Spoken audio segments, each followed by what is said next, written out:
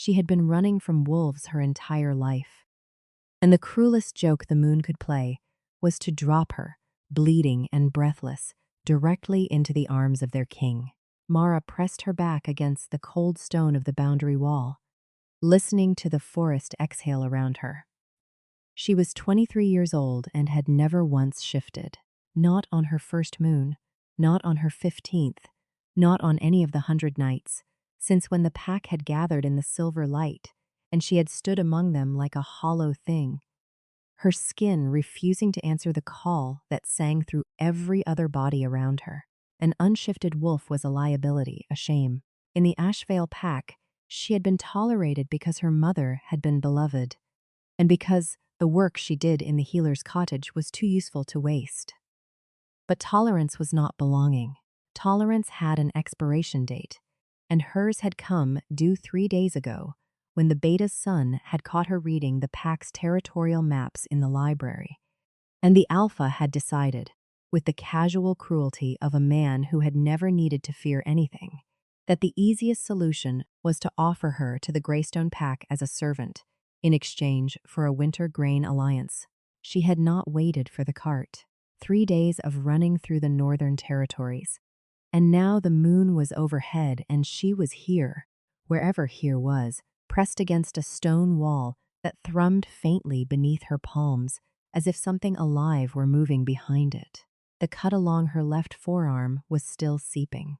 She had torn it on a fence 2 nights back, and it had not healed the way a wolf's wound should heal, which was just another item on the long list of ways her body had failed her. She pressed her sleeve against it and breathed slowly through her nose, trying to read the forest. What she smelled first was power, not territory markings, not the layered animal warmth of a pack den. This was something older and stranger, something that coiled into her lungs like smoke off an iron forge. And before she could make sense of it, before she could push off the wall and run again, the trees ahead of her parted and the largest wolf she had ever seen in her life stepped out of the dark and looked directly at her. He was white, not pale gray or winter-faded silver, but white the way a lightning strike is white, absolute and sourceless. His fur so dense it seemed to generate its own dim light in the shadow of the pines. His eyes were the color of deep water. He stood at the tree line and he did not move. He only looked at her, and her treacherous, unshifted shame of the pack body went absolutely, catastrophically still. Not from fear, she recognized fear. Fear she had been living inside for 3 days. This was something different. This was the feeling of a door she had never known existed, opening somewhere inside her chest. And the draft coming through it was cold and sweet and entirely without mercy. She whispered, without meaning to, without understanding why, "Oh, there you are." The white wolf took 1 step closer, then he stopped, and in his deep water eyes she saw something she had not expected to find in the face of anything that had power over her. Resistance. He did not want this. Whatever this was, he was fighting it. She was too exhausted and too wounded to decide how she felt about that. So she did the only thing left to her. She slid down the cold stone wall, sat in the dirt, pressed her back to the boundary of what she would later learn was the Ironveil Kingdom, and let her eyes close. The last thing she felt before sleep took her was the warmth of something enormous settling between her and the wind. 3 days earlier, if anyone in the Asheville pack had thought to ask what Mara Kane was good for, they would have given one of 2 answers. The healers would have said she had hands that knew where pain lived before it announced itself. They would have described how she could set a bone by feel in the dark, how her tinctures never spooked the stomach, how the children came to her with their small wounds, the way children go to the one person in a room who will not make them feel foolish for crying. The beta's son, who was not a healer and whose name Mara tried never to think, because thinking it made something in her jaw ache, would have given a different answer. He would have said Mara Kane was good for nothing at all. He would have said it with the particular confidence of someone who had never had to be good at anything in his life. And the alpha would have nodded, and that would have been the end of it. Mara had grown up knowing both of these things were true simultaneously, and she had organized her life around the narrow corridor between them. Her mother, Senna, had been a gifted healer and a full-shifted wolf, graceful and silver-furred, beloved by the pack for the 31 years of her life. She had died when Mara was 9, of a fever that moved too fast for anyone to stop it, and Mara had sat beside her for the 3 days it took and learned every sound a person makes. When their body gives up, an argument it had been winning until suddenly it wasn't. She had not cried at the funeral. She had been saving the crying for private, rationing it out over the following years in small doses so that it never overwhelmed her. She had learned at her mother's knee that a wolf without a pack was a wolf already dead, and so she had made herself useful. She had memorized every plant in the 300-page Healer's Almanac before she was 12. She had dressed wounds and mixed poultices and sat with the dying and the laboring and the fevered. And in exchange, the pack had allowed her to sleep in the cottage beside the healer's stores and eat at the communal table and exist quietly on the margins of something that was almost a home. She had not expected it to last forever. She had simply hoped it would last a little longer. The first moon she had failed to shift. The pack alpha at that time, an older man with tired eyes, had told her privately that sometimes these things came late. The second moon, a different explanation. By the fifth moon, the explanations had stopped and the looks had begun. The particular combination of pity and unease that follows someone who represents a category of wrongness no one has a clean word for. She was not human. She could smell and hear far beyond human range, and the pack bond had always sat in her chest like a low warm light, distant but real. But she was not fully wolf either. She was something intermediate, something without a proper name. And the pack's discomfort with nameless things had grown steadily over the years until it had curdled into the softened, grinding contempt that had ultimately sent her running north into the trees with nothing but the clothes she was wearing and the small leather satchel of medicinal supplies she had grabbed on instinct from the cottage shelf. She had thought, in those first hours of running, about what it meant to be thrown away. She had thought about it with great precision and deliberateness. The way she thought about everything that threatened to undo her, examining it from multiple angles and refusing to let it collapse into simple grief. She had been useful, and they had still thrown her away, which meant usefulness had never been the actual protection. She had been quiet and careful and inoffensive, and they had still thrown her away, which meant the error was not in her behavior, but in her existence. She was the wrong kind of thing, and she had always been the wrong kind of thing. And no amount of good tinctures and well-set bones was going to change the fundamental fact of her wrongness. She had thought all of this, and then she had kept running, because what else was there? She had no destination. The northern packs were hard and territorial, and would not welcome a lone wolf, especially not an unshifted one. The human towns further north were possible but uncertain. She had no money and no documentation, and the particular problem of senses that occasionally made human crowds overwhelming. She had been moving on pure forward momentum for 3 days, sleeping in short intervals against tree roots, eating the dried provisions from her satchel, and supplementing them with what she could identify from the forest floor. Until she had come up against the stone wall in the dark and smelled the impossible thing and seen the white wolves step out of the shadows. She woke to stone.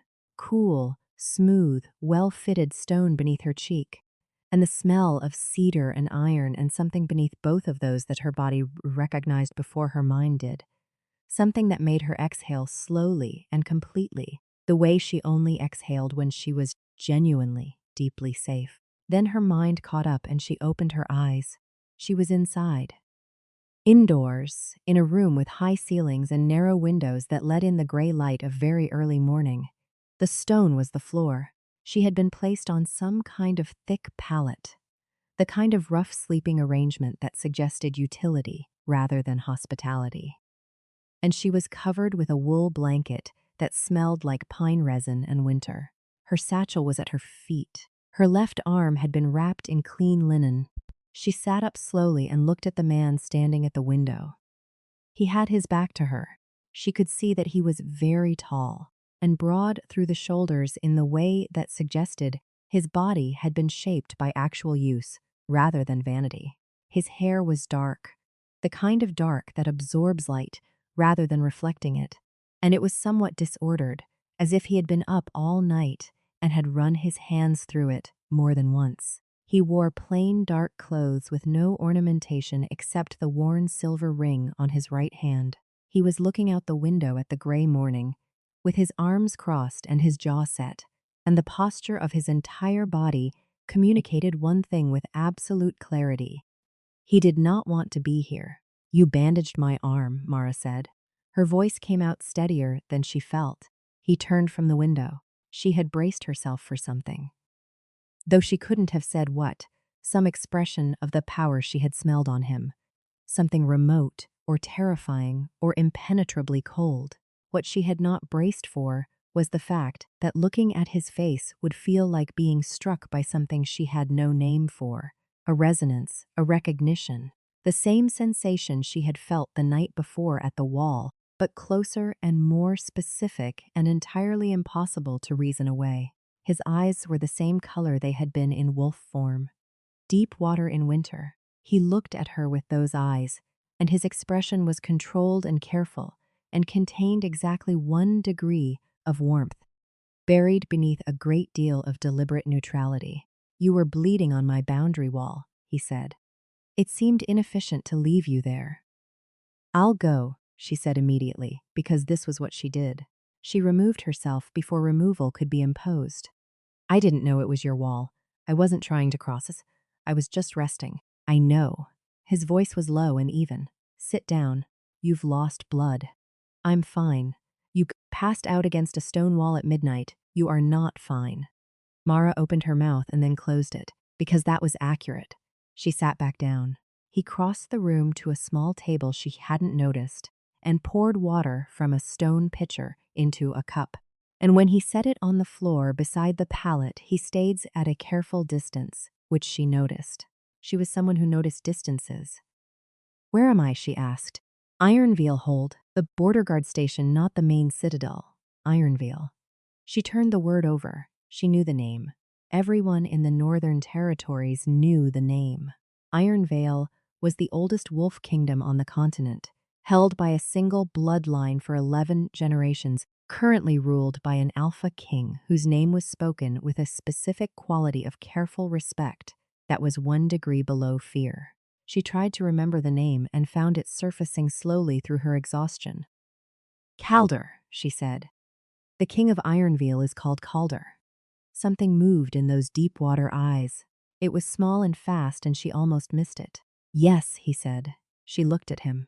She looked at the silver ring and the controlled expression and the way he had poured the water and kept his distance and was now watching her with the careful attention of something they didn't know how to put down. "You're him," she said. He said nothing. "Why is the king of Ironveil staffing his own border station at midnight?" The silence stretched. Then, with what appeared to be considerable effort, he said, "I wasn't staffing it. I was running." She understood what he meant. She had seen him run, white as a lightning strike and enormous and alone, with his deep water eyes and his resistance. She understood something else too, something she was not yet ready to say out loud, because saying it would make it real, and real things could be used against her. She drank the water. It tasted like the mountain it had come from. "My name is Mara," she said. "I'm from the Asheville Pack. I'm not a spy or a scout or anything useful to whatever calculation you're doing. I was just running." "From what?" She looked at her wrapped arm. "Everything." He sat down on a low-say stool across the room. He sat with the precise distance of a man who has made a specific decision about geography. And he looked at her with those careful eyes. And she had the feeling that they were both sitting inside a fact that neither of them had agreed to and neither of them knew what to do with. "Can you shift?" he asked. She had expected judgment in the question. She found none. She looked for it carefully and it wasn't there. "No," she said. "I never have." He nodded, not dismissively, not the way the Ashevale pack had nodded, with the quiet recalibration of someone filing her into a lesser category. He nodded as if she had confirmed something he had been considering. "Do you know why?" he said. "No one ever told me. My mother was fully shifted. My father wasn't pack, so that might be it. But unshifted wolves are usually just late, not permanent, and it's been 23 years." He looked at her for a long time. There was something happening in the architecture of his face that she couldn't fully read. Some internal weather that his control was working hard to manage. Finally, he said, "There's a library at the main citadel, an old one. It has records of unusual wolf lineages going back 9 generations. You might find something useful there." Mara looked at him. "Are you inviting me to your citadel?" "I'm describing a resource," he said carefully. "That exists, at a location." She recognized the maneuver. She had used it herself. The oblique approach, the deniable gesture. The door offered at an angle, so that if it was refused, the offering could be reclassified as mere information. She had spent her whole life making herself non-threatening and non-imposing, and she knew every version of this particular dance. "Thank you," she said simply, and watched something in his shoulders release. The citadel of Ironveil was 3 hours' walk from the border station, along a road that ran through pine forest so old and dense it had its own weather. Calder walked beside her, and they did not speak for the first hour. But it was not an uncomfortable silence. It was the silence of two people paying attention to the same things. The way the frost caught in the low angles of morning light, the particular call of a cold-weather bird in the canopy above. The fact of their matched pace, which neither of them commented on. The second hour, she asked him about the library. He answered her with something that surprised her, which was thoroughness. He described the organizational system, which was his own, implemented 2 years ago when he had found the previous system unusable, and, as he described it, she heard in his voice the authentic texture of someone who finds organizing knowledge genuinely satisfying. Someone who has spent real time in that room and returned to it, often not because kingship required it, but because he wanted to. He had not planned to tell her any of this. She could tell, because each new piece of information was followed by a brief internal adjustment, a recalibration of how much he was sharing. But he kept going, because she kept asking, and she kept asking because the answers were interesting, and because listening to his voice in the cold morning air was doing something soothing and treacherous to her nervous system. "You read a lot," she said. "Is that unexpected?" Kings who run their own border stations at midnight and organize their own library systems are generally doing more reading than the diplomatic dispatches would suggest. He made a sound that was almost a laugh. "Not quite, but close. The dispatches are written by my advisor, who believes that any king who is known to enjoy books will be presumed to enjoy them more than warfare and therefore will be tested." "Do you enjoy them more than warfare?" He considered this with genuine seriousness. "I've never actually enjoyed warfare. I've been effective at it. Those aren't the same thing." She thought about that for the rest of the second hour. She thought about the difference between being effective at something and enjoying it, and how a person spends years being very good at the wrong life. And she thought this was probably not a thought she should say out loud to the man who was the reason she had somewhere to walk toward. By the time they reached the citadel gates, the frost had burned off, and the morning had turned clean and cold and bright. And when Mara looked up at the stone towers of Ironveil, hold rising above the tree line, she felt something shift in her chest. Not the mate bond, which had been sitting in her sternum, like a held note since the moment she had seen him at the wall. This was different. This was the particular ache of a person who has never had a home, looking at something that looks the way home is supposed to look, and knowing in the same moment that it doesn't belong to her. She made herself breathe through it. She was here for the library. That was all. The court of Ironveil was not what she had expected, which was either military severity or the kind of calculated magnificence that powerful men used to remind everyone of their power. It was neither. It was busy and functional in the way of a place that takes itself seriously but has no time for theater. And the people she passed in the halls looked at her with curiosity rather than hostility. One woman, tall and dark-eyed and wearing the insignia of a senior healer, looked at her with frank assessment, and then looked at Calder and then back at Mara, and her expression changed in a way that Mara couldn't parse, but that made the back of her neck prickle. He installed her in a guest room that was small and warm and had a window that faced the forest. He told her she was free to use the library, that meals were in the common hall at the usual hours, and that, if she needed anything, she could ask for his advisor, whose name was Fenwick. He said all of this with the careful efficiency of a man communicating a practical arrangement. And then he stood in the doorway for one extra beat, and in that beat she could feel the mate bond pulling between them like a thread being drawn taut. And she watched him feel it too, watched him recognize it, and then, with what appeared to be a truly extraordinary act of will, set it aside. "Thank you," she said again. Simpler this time, meaning more. He nodded once and left, and she sat down on the bed and put her face in her hands and did not cry because she was rationing. She spent the first 3 days in the library and said nothing to anyone about what she was or wasn't. The library was everything he had described and more, old and deep and organized with a kind of fastidious intelligence that made her want to know the mind behind it better, which she recognized as dangerous and permitted herself anyway, because thinking about it was the same as being near it, and that was at least something she could have without cost. She found the section on unusual lineages and she read. She read for 6 hours the first day and 8 hours the second. And by the third afternoon, she had turned up enough pieces to begin to understand the shape of the thing she was looking at. Her father had been a wolf, but not a pack wolf. Her father had been Ironveil. Not a citizen, she clarified carefully to herself, because she did not want to get ahead of the evidence. The bloodline markers she found in the older records described a secondary line of the Ironveil lineage, a lateral branch, that had dispersed some 50 years ago following a territorial conflict.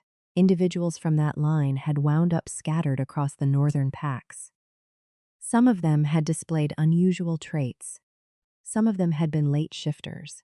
Some of them had never shifted at all, not because the wolf was absent, but because the wolf in them was waiting for a specific trigger, a specific activation. Something in the old records described in language that was half biology and half the older kind of knowing that healers used to call moon truth. The activation trigger in every recorded case was the mate bond. Mara sat very still in the library, with the record open in front of her, and breathed slowly through her nose, and thought about white wolves and deep water eyes and doors opening in her chest. She thought about resistance. She thought, he knows. He must know. He was an alpha king with 11 generations of documented lineage and a library this specific and this old. If she had found this in 3 days, he had found it long ago. He knew that the woman sitting against his boundary wall in the dark was his fated mate. He knew that she was an unshifted wolf with Ironveil blood, who would remain unshifted until the bond was recognized. He had brought her here, given her a room and a library and meals at the common hall.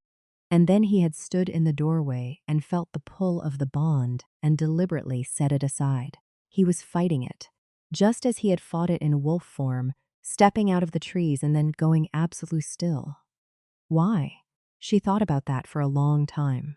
She thought about it, walking back from the library in the early dark, through halls that had begun to feel dangerously familiar. She thought about it in the common hall, where the people of the hold ate together in a kind of easy, collective warmth that she had not experienced since her mother was alive.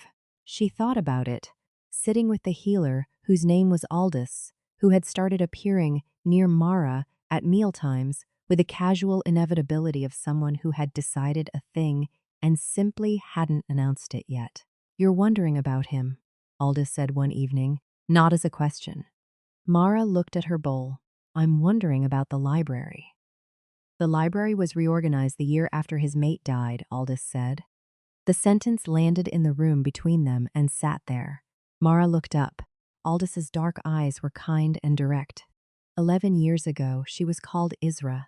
They were bonded at 17, as is traditional for alpha lines. She died in the 3rd year of a fever that came from the southern border conflict. He was 22. She paused. He reorganized the library that winter. He has reorganized several things since. He runs the border himself on nights when the council is particularly loud about what he should do and who he should do it with. "They want him to take a second mate," Mara said. "The kingdom needs an heir. He is 33. By every calculation the council makes, the situation is urgent." Aldous picked up her cup. "He is not interested in their calculations. Because of Isra. Because of several things. Isra was a grief, but he has had 11 years with the grief and it has changed shape as grief does. The council is another thing. They have a specific mate in mind. The daughter of the Western Lord, Sorin. The alliance would secure the Valley Passes." She looked at Mara steadily. "The matter has been pressed with increasing force for the past 2 years." Mara thought about this. She thought about all of it together. The library and the border runs, and the careful distance and the resistance she had seen in his eyes, and she began to understand its architecture. He had not been fighting the bond because he didn't feel it. He had been fighting it because feeling it created an impossible problem. He was already committed, by council pressure if not by his own will, to a political mate. His people needed the alliance that mate would bring, and into this precisely wrong moment, the moon had deposited a wounded, unshifted, homeless wolf against his boundary wall, and his wolf had chosen her before he had any say in the matter. Of course he was fighting it. He was trying to protect her from the situation she would be walking into if he stopped. She sat with this understanding for the rest of the meal and said nothing, but something in her chest had shifted. The distance between them, which she had read as rejection, rearranged itself into something else entirely, something that looked, uncomfortably, like love that didn't yet know what to do with itself. She tried very hard, in the days that followed, not to be in love with him. She catalogued the reasons. She had no pack, no status, no political value. She could not shift. The council wanted him married to someone who would bring valley passes and grain security. And no amount of mate bond could override the practical reality that a kingdom needed alliances, the same way a healer's cottage needed stores. She had already been thrown away once by people who had found her useful. Being thrown away by someone she had allowed herself to want would be a different kind of wound entirely, the kind that didn't heal clean. She catalogued the reasons every morning and then went about her days anyway, and the days kept doing things that undermined her catalog. He started appearing at the library, not when she was there at first. She would arrive and find a new book left open on the table she used, bookmarked at a page relevant to what she had been researching the day before.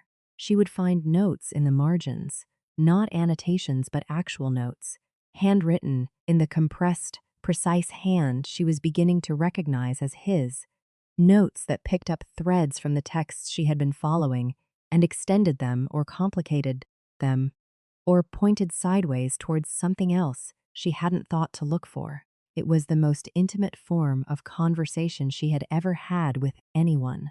This library correspondence that neither of them had agreed to, and neither of them had stopped.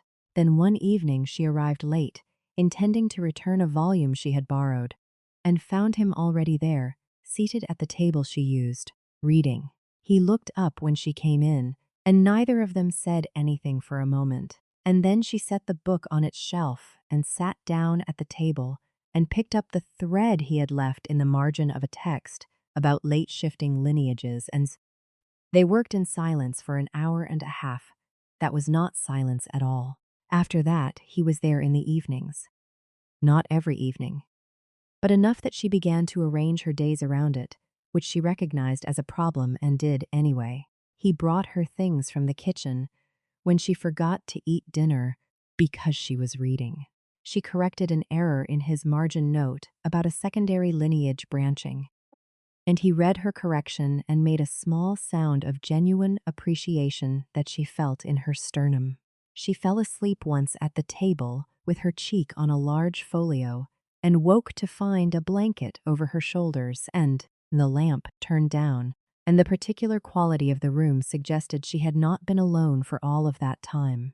Aldous watched all of this with the expression of someone who is choosing not to say a long list of things. The council, apparently, was watching too. She learned about the council's watching on a Tuesday morning, 14 days after her arrival, when she was crossing the courtyard to the library and a man she had not previously seen fell into step beside her. He was older, silver-haired, with the kind of careful good manners that can be deployed as a threat without technically being one. "Mara Kane of the Ashvale Pack," he said pleasantly. "I am Fenwick, the king's advisor." She looked at him. "He mentioned you." "Did he?" Something moved behind Fenwick's eyes. Not warmth. "I wanted to speak with you privately as I think you'll find me direct in a way that others here may not be." "Please," she said, because she preferred direct to its alternatives. "The King's Council has been aware of your presence here since your second day. We have been aware of the nature of your presence, which is to say the bond nature of it, since your third." He paused to let this land. "The situation you represent is not simple." "I know," she said. "Lord Soren's daughter, Elira, has been promised an audience with the king at the winter gathering, 3 weeks hence. The council has made certain representations to Lord Soren about the likely outcome of that audience. There are valley passes involved." "I know," she said again. Fenwick looked at her with something she hadn't expected, which was a kind of careful respect. "What I am about to tell you, I tell you not as a threat, but as a practical reality. If the king acts on the bond before the winter gathering, the Soren alliance collapses. The valley passes remain contested. There is a pass at Thorngate that has cost this kingdom lives every winter for the past 7 years. Children's lives, as well as soldiers." He let that sit. The king is aware of these stakes. It is why he has not acted. "It is one of the reasons," she said before she could stop herself. Fenwick looked at her sharply. "He had a mate before," she said. "Isra. He is also fighting it for her. For the shape of what he lost and what it would mean to admit that something else has reached him." The advisor was quiet for a moment. "You understand him well for 14 days. I'm a healer. I've been reading injuries my whole life." He stopped walking. She stopped with him. The courtyard was busy around them, but they were in a pocket of stillness that the morning traffic moved around without entering. "I will be honest with you, girl," Fenwick said, and the careful manners dropped slightly, enough that she could see what was under them, which was genuine, complicated care for a man he had served for a long time. "He has not been fully alive for 11 years. He has been effective. Effective is not the same thing." He looked at her steadily. "You know what you are to him. I know what his wolf decided. That's not the same as knowing what he's decided." "No," Fenwick said. "It is not." He reached into his coat and produced a folded piece of paper and handed it to her, and when she unfolded it, she found a letter in a woman's handwriting, formal and lovely, introducing herself as Elira Soren and expressing anticipation of the king's acquaintance at the winter gathering. "That arrived this morning. He has not read it yet. I wanted you to understand what is coming." She folded it back up and handed it to him. "Thank you," she said, for the third time since her arrival, meaning, again, something larger than the words. She walked to the library alone and sat for a long time not reading. The winter gathering was 3 weeks away. She had 3 weeks to either let the bond continue its slow, library-scented, margin-noted approach towards something real or to leave. She could leave. She had done it before, leaving things that were not hers to keep. She was practiced at it. She had rationed her grief all her life so that it wouldn't accumulate past what she could carry. The problem was that this felt different. This felt like the difference between being uprooted and being cut. Uprooting was hard but survivable. Cutting was another kind of thing. She stayed. She told herself she was staying because of the library, because she hadn't finished mapping the lineage documentation, because she was sleeping well for the first time in years, and Aldous had become the closest thing to a friend she had had since childhood. She told herself all of this, and it was all partially true, and none of it was the real reason. The real reason was that she wanted to know what he decided. She wanted to be present for it. She wanted, even if the answer was no, to have stood in the room where the question was real and been someone who hadn't run from it. He found her in the library that evening as usual, and they did their quiet parallel work, and she watched him from the corner of her eye and thought about Fenwick's letter and Valley passes, and children's lives, and Isra and resistance, and she thought that she had never in her life wanted anything the way she wanted to say to him, simply and without strategy, that she knew what they were to each other, and that she understood why he was fighting it, and that she wasn't going anywhere unless he sent her, and that he didn't have to decide tonight. She didn't say it. She was still afraid. But she moved her chair 2 inches closer to his side of the table than it had ever been before, and he noticed, and he didn't move away. 4 days before the winter gathering, everything collapsed. It was Alira Sorin herself who arrived early, which was apparently her custom, to see the ground before the battle. She arrived with 6 retainers and a lord's daughter confidence that swept through the citadel like a clean weather system. And Mara would later tell Aldous with the careful honesty of someone being fair to a rival, genuinely impressive, beautiful in the way of a woman who has always been told so and has done something with it, rather than simply accepting it. Politically intelligent, warm with the whole staff in the calculated way of someone who understood that courtiers make better allies than servants. She also smelled, with her wolf senses, the bond, not in detail but in outline.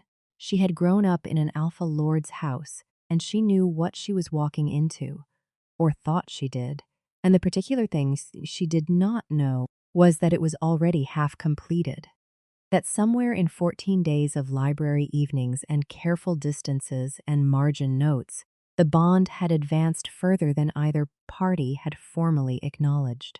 She found Mara in the healer's workroom the second morning of her visit, where Mara had been helping Aldous prepare winter stores. And she looked at her with the clear, assessing intelligence of a woman who has been playing a high-stakes game for years and does not appreciate surprises. "You're the Asheville Wolf," Alira said. Not hostile. Measuring, yes, Mara said. "He found you at the border. I found his wall. He found me." Alira looked at her for a long moment. She had the kind of eyes that calculated distance accurately. "The bond," she said quietly. "How far along?" It was a shockingly direct question, and Mara respected it for that. "It hasn't been completed," she said, equally direct. "But it exists. Yes." The silence between them had weight. Alira looked at Mara's hands, which were still grinding dried root into powder. She looked at Mara's wrapped arm, which had healed to a clean scar. She looked at the small, orderly space Mara had made in the healer's workroom. In 2 weeks, the way her tools were arranged and her labels written, and the silent evidence of someone who had put themselves into a place with real care. "He hasn't told you about the passes," Alira said. "Fenwick told me. I know what the Sorin alliance means." Something moved in Alira's expression. "My father has 300 soldiers he will commit to Thorngate if the alliance holds. The pass has been a wound in this kingdom for 7 years." She was quiet. "I have spent 5 years preparing to be the wife of an alpha king. I don't need him to love me. I need him to respect me, and I think he could. I think this could be a good thing for both our people." "I believe you," Mara said. Because she did. Alira looked at her. "But it won't work." "I don't know, you do." Her voice was still controlled, but something in it had gone slightly rough at the edges. A faded bond that's been running for 2 weeks and already has the mate half mad in the library every evening trying to be near you without touching you. That doesn't unspool cleanly. You know that. I know that. The question is what we do with knowing it. Mara set down her pestle. She looked at this woman who was her rival by circumstance rather than choice, and who had done nothing wrong except arrive with valley passes, when a white wolf was already looking at Mara with deep water eyes. I'm sorry, Mara said. For what it's worth, I didn't plan this. No one plans these, Alira said. That's rather the point of them. She was quiet for a moment. Then she said, with a precision that was close to grief, will you fight for him? The question went into Mara like a blade because it was the exact question she had been avoiding. I don't know if I know how, she said. I've spent my whole life making myself small enough to keep. It's the only way I know to survive. Alira looked at her for a long time. Then she said, with unexpected gentleness, that might need to change. And then she left the workroom, and Mara stood alone among the ground roots and the dried herbs and the winter stores, and knew that something had shifted irrevocably. That the conversation she'd just had taken something she'd been holding in a careful background position and moved it to the very front of everything.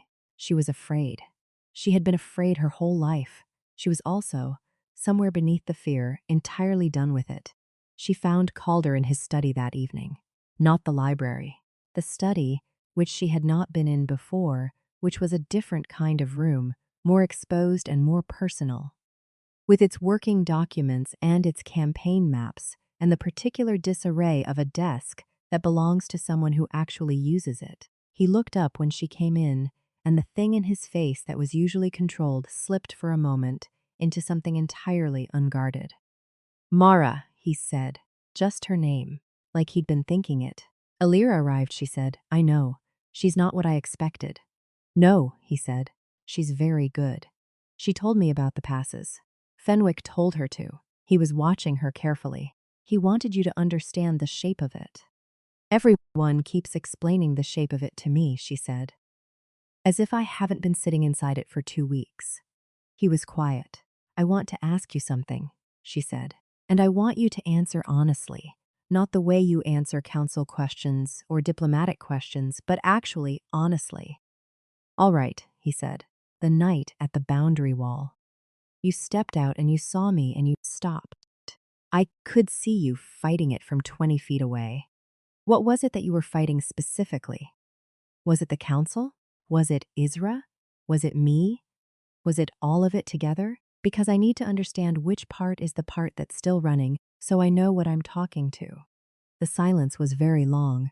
He looked at her with those deep water eyes, and something in his face that had been held very still for a very long time began, slowly, move. All of it, he said finally. But if I'm being honest about the order, the council is the loudest and the last. Isra was the first. She was my mate from 17 to 22.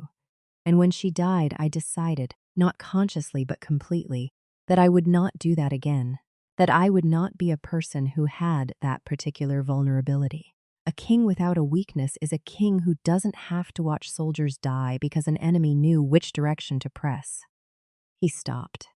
That held for 11 years. It was a good decision. It worked.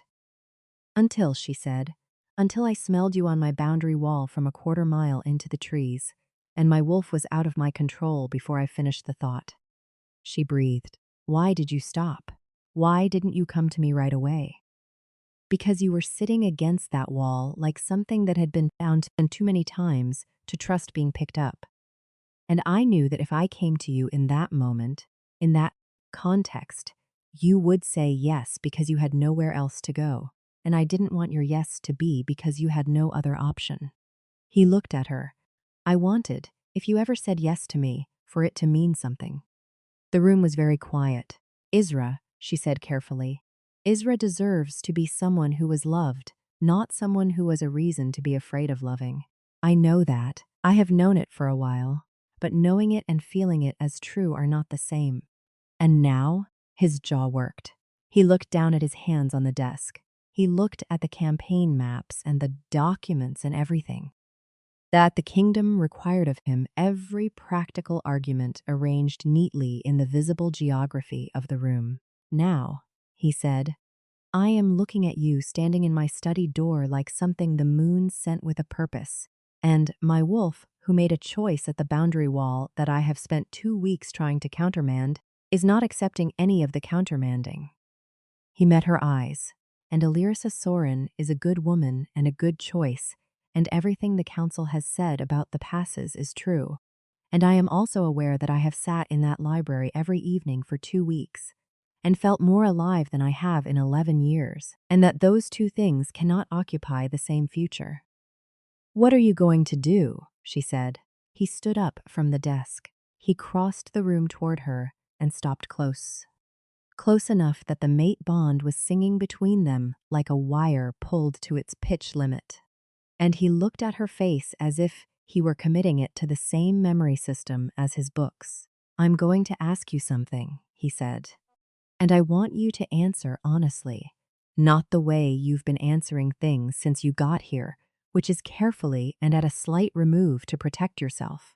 Actually, honestly. All right, she said in his own words. If there were no council, he said, and no Sorin alliance, and no passes, and no grief, and no history. If it were simply you and me at the boundary wall and the first morning after, what would you want? She had spent 23 years making herself small. She had rationed grief and hidden want and organized her desires into the shape of things she could actually have, so that the distance between wanting and having didn't get large enough to break her. She had been doing this so long and so automatically that it had stopped feeling like a choice and started feeling like a fact about her, a fixed property. The way her inability to shift was a fixed property. But Alira had said, that might need to change. And something in Mara, something that had been waiting at the wall of itself for a very long time, finally stopped fighting the door. You, she said, I would want you. I have been wanting you since the moment you stepped out of the trees and looked at me like I was the worst thing that had ever happened to you. And the only thing that mattered, simultaneously, and I have been trying not to want you because I know what I am and what I'm not, and because the last people who threw me away were people I had been useful to, and useful isn't even love. So the idea that you might have something more than usefulness for me and then still have to choose against it. She stopped. I'm afraid of that, specifically. Not the wolf packs or the council or the passes. The specific thing I'm afraid of is that it's real, and you still have to choose against it. He reached up and put his hand against her face, and the mate bond ignited like a struck match, flooding her sternum and her blood and the spaces behind her eyes, with something so warm and so absolute and so long denied that she made a sound she hadn't planned. Mara, he said. Look at me, she looked. How could I not choose this, he said. How could I look at you? At everything you are. The way you walked into my library and reorganized my understanding of 3 lineage branches and fell asleep on my folio and corrected my margin note and sat with me in the kind of quiet I have not had in 11 years. How could I look at any of that and choose anything else? She was crying. She had run out of rations. He was not crying, but he looked as if he had crossed a very great distance to arrive at this exact moment. And now that he was here, he had no intention of leaving. The council she managed. I am the king, he said, not their preference. Mine. The passes. I have been governing this kingdom for 11 years without the Sorin alliance, and I have 17 other options that I have not fully exhausted, because the council prefers the one that also solves my inconveniently unmated status. I will exhaust them. His thumb moved against her cheek. The passes are my problem to solve. You are not a strategy. You are not a solution to a problem. You are the only person who has made this room feel like something worth being in for the first time in a decade. And I am done fighting my wolf over a decision it made correctly. She leaned into his hand. Her whole body leaned into him, her forehead dropping to his collarbone, and his arms came around her with the careful deliberateness of someone who has decided a thing fully and is no longer operating at a remove from his own choices. He held her against him, and the mate bond moved through both of them like a tide coming in, warm and total and entirely without mercy. And she felt, distantly and with a kind of wondering attention, something begin to happen in her chest that was not the bond but was related to it. Something shifting. Something that had been waiting for 23 years for the specific activation that the old records had described. She pulled back and looked at him. Calder. His eyes were very dark. "I can feel it," he said. "Your wolf. It's—" She didn't have words. It was like a fist unclenching inside her, like a room inside her that had been locked for 23 years and was now simply quietly open. Not painful. Exactly the opposite of painful. A relief so profound it made her knees unsteady. "The Ironveil blood," he said. He was holding her up, she realized. He had his hands on her arms, and he was holding her up and watching her face with an attention so complete and so unguarded that she understood he had forgotten entirely to be controlled. That the king who ran border stations and organized libraries and managed 11 years of careful distance was temporarily unavailable, and in his place was just a man watching a woman find something she had been missing her whole life. "I need to shift," she said. The urgency of it was sudden and overwhelming, not painful but enormous, like being full of something that needed room. He walked her to the window. He opened it. The night air came in smelling of pine and frost and the vast, dark distance of the mountain forest, and she put her hands on the sill and felt the wolf in her rise to meet the night, the way a tide rises to meet the moon. The shift was not what she had been told to expect. She had heard all her life that the first shift was agony, that it was bones rewriting themselves and skin unable to keep up with what the body was trying to become. What she felt was more like a long-held breath finally released. Her body knew this shape. It had always known this shape. It had simply been waiting for permission. She was silver, not her mother's silver, which had been a cool light gray, but a deeper color, warmer, almost amber at the edges, with the Ironveil density that the records had described, the thick fur that generated its own warmth. She was smaller than Calder's wolf, and she knew, without having been told, that she would always be smaller than Calder's wolf. And she found that this did not bother her even a little. She jumped from the window into the dark below. He was 3 seconds behind her.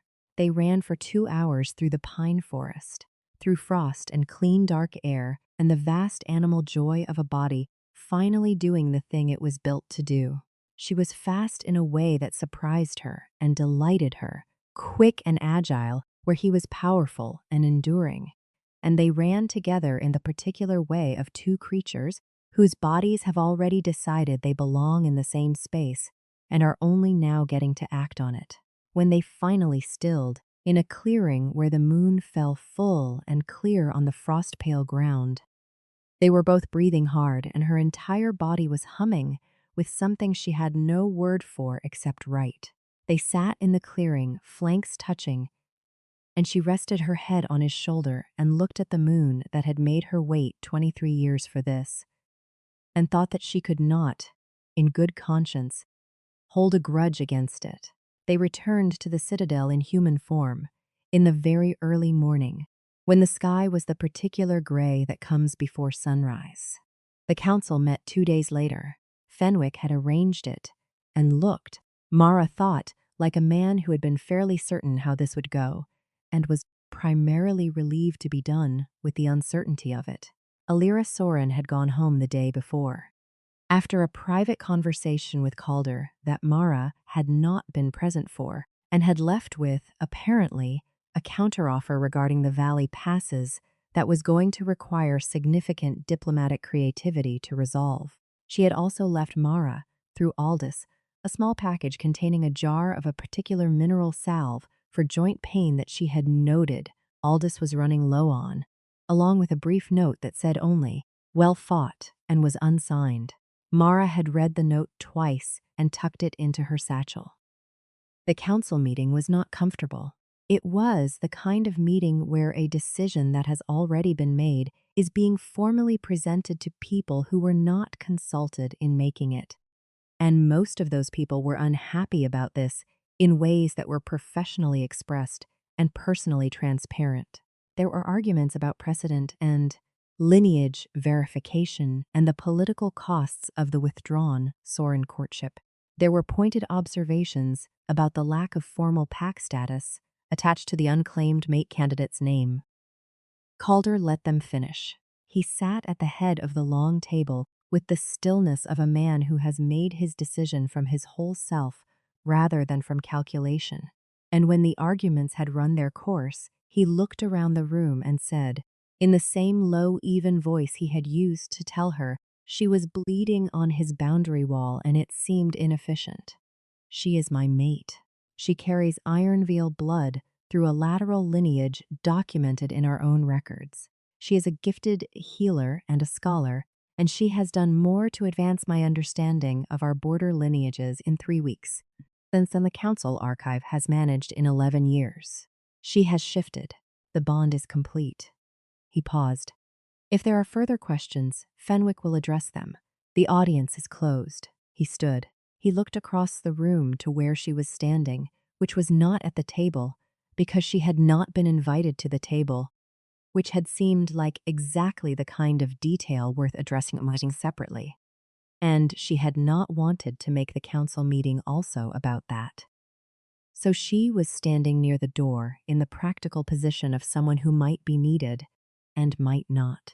He looked at her from across the room with those deep water eyes and something in his expression that was not cold at all, that had never been cold, that had been carefully insulated for 11 years against the specific kind of warmth that makes a person vulnerable, and which was now simply and entirely present. Come here, he said. She crossed the room. The council watched with a range of expressions.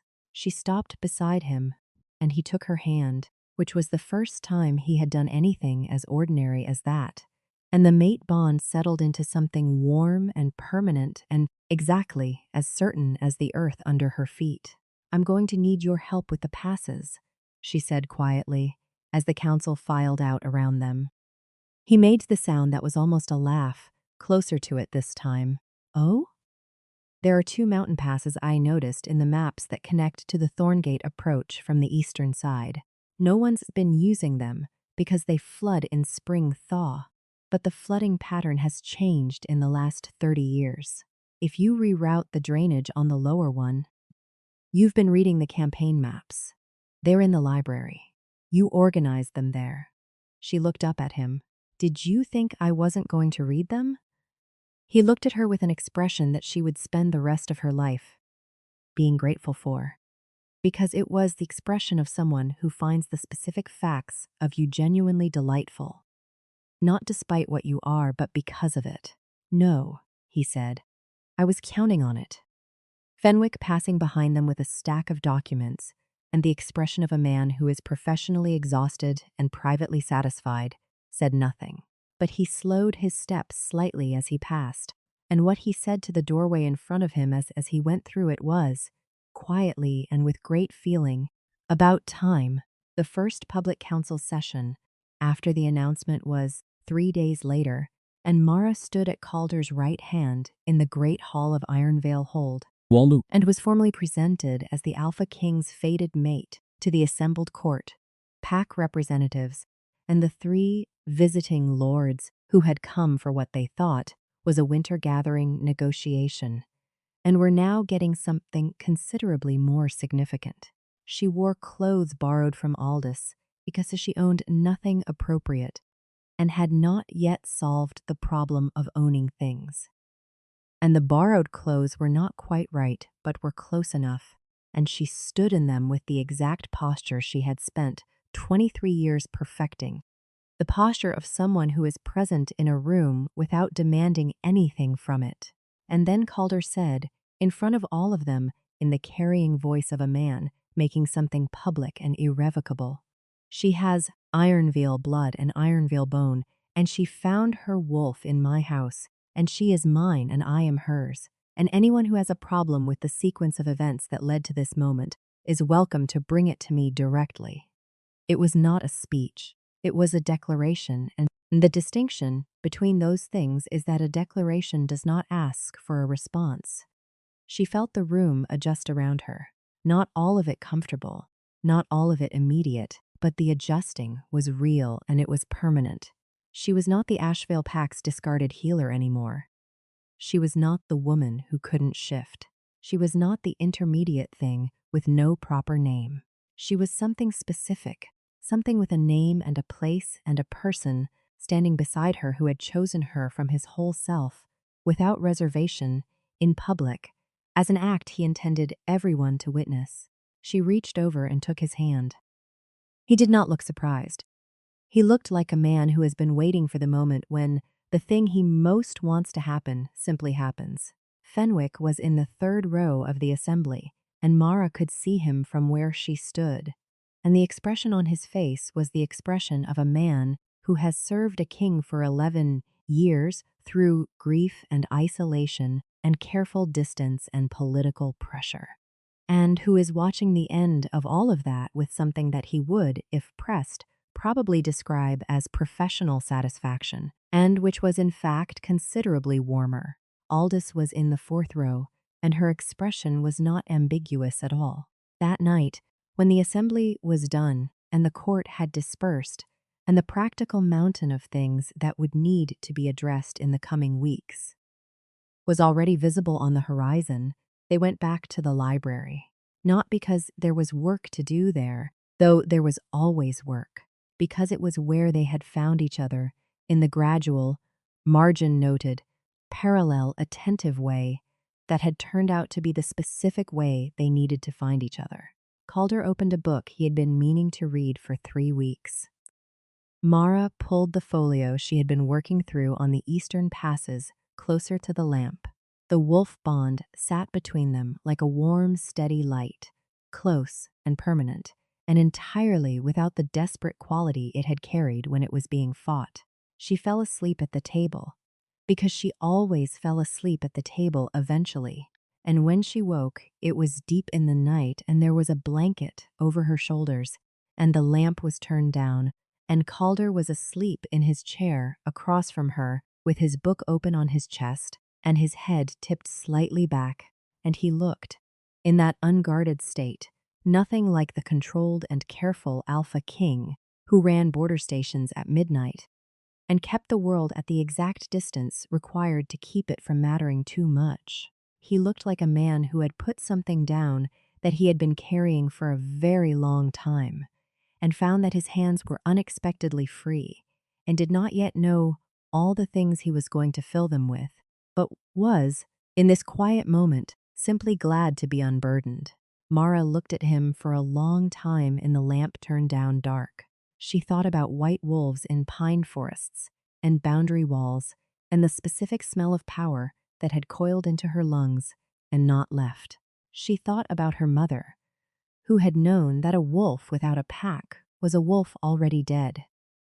And she thought her mother had been right, and also that a pack was not always a birth thing, not always 100 wolves gathered on a full moon hill, not always the thing you were assigned by the accident of where you came from. Sometimes a pack was a library in an old stone citadel, and a healer with dark eyes, and an advisor who called things about time from doorways, and a man in a chair with a book on his chest and deep-water eyes closed in genuine sleep for the first time in years. She pulled the blanket closer and did not leave. She had stopped leaving things that were hers to keep. And this, finally, irrevocably, with the mate bond warm in her sternum, and the moon clearing the library's narrow windows, and the pine forest breathing its cold, clean breath against the glass, was hers to keep.